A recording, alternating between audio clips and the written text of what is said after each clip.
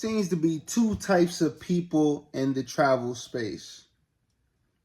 I've been watching a lot of people, before I really started making videos and stuff, I've been watching a lot of people in the travel space, you know, different individuals doing their thing, all different type of races of individuals, and just seeing like, you know, what kind of travel person do I want to be? What kind of travel videos and, you know, do I want to make, you know, so people can see what I see.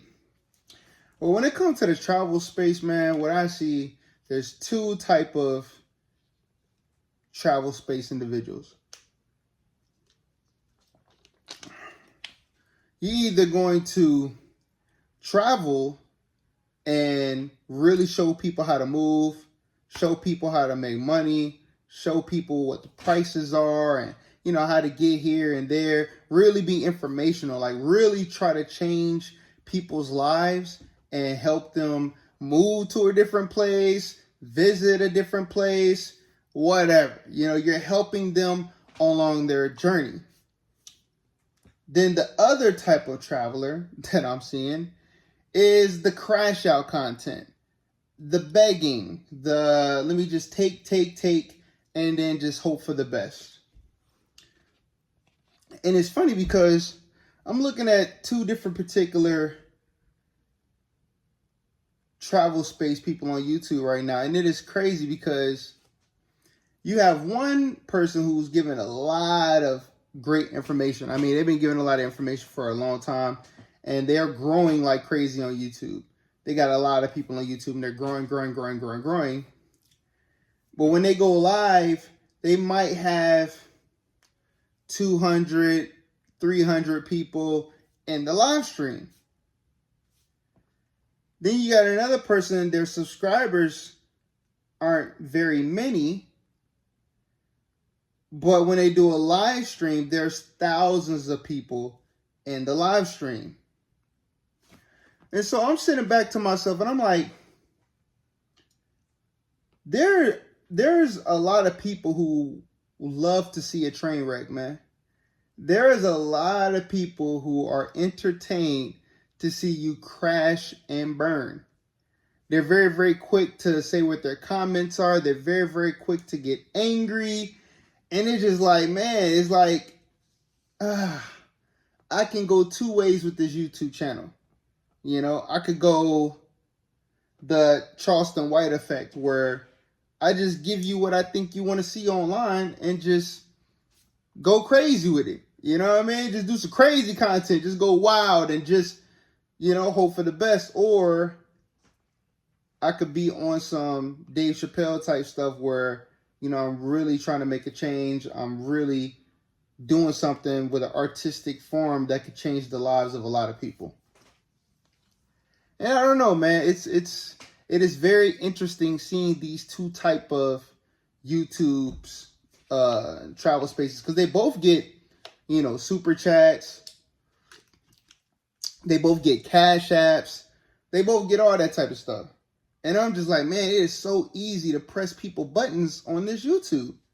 It is so easy to get people fired up just based on your opinion, just based on how you feel, a hot take. You know what I'm saying? Like, you got some people coming out the woodwork, dude, you can hear their heart on their sleeve when you're reading these comments, man.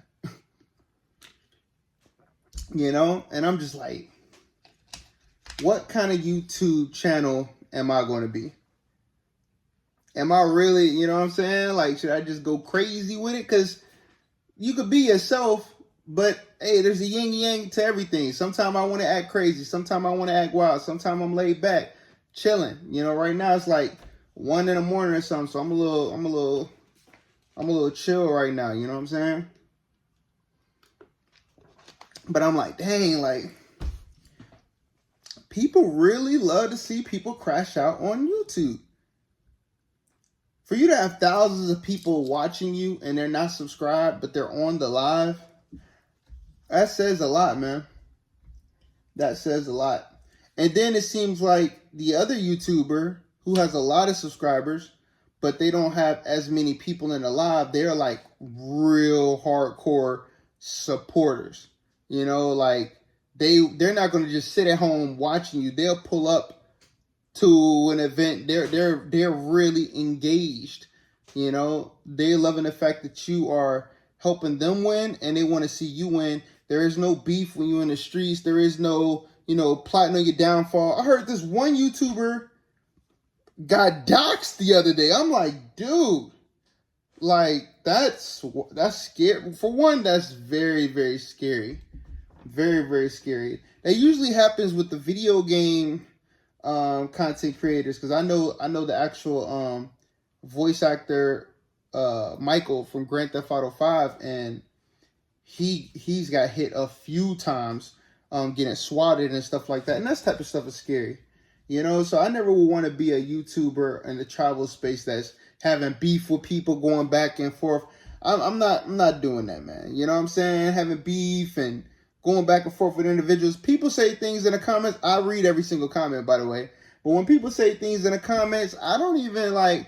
I like it all. If it's negative, I like it. If it's positive, I like it. If it's indifferent, I like it. Like, you're helping with the engagement to me, you know. But I don't know. I just think the more videos I start to drop and the more I take this seriously, you know, what type of YouTuber do you want to be? I think you really need to think about that, because sometimes when you do things and it goes so far, there is no turning back. Like, this is what you're known for, you know? I know they have a lot of people who e-beg online now, so you got a lot of people begging. Because this is different. It's like, I see one YouTuber who literally, it's a couple YouTubers, they do their thing, they'll do a live stream, and people just donate, you know what I'm saying? Like, shout out to you. They'll donate, they'll just hit the Cash App because they just want to. You don't hear the person in the video saying, yo, hit the Cash App, hit the Cash App, hit the Cash App, hit the donation. You know, like Dr. Umar Johnson or something like that. Like, nah. You know, they are just like, yo, let's get the likes up. You know, some YouTubers that'll say, yo, let's get the likes up.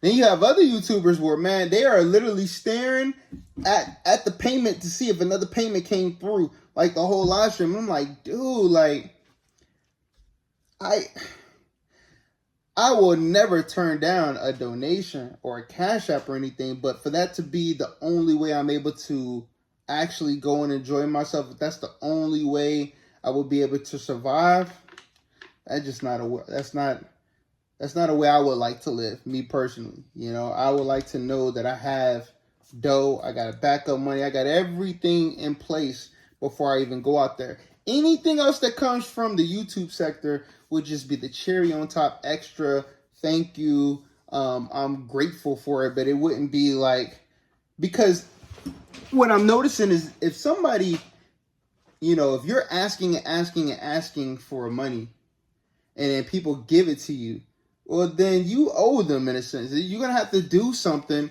you know, to retain that and have them to keep doing that even more, you know? And after a while, it's like the stakes going to get higher and higher and higher, you know? Versus when you build a community and you got people that really rock with you, then they did it because they wanted to.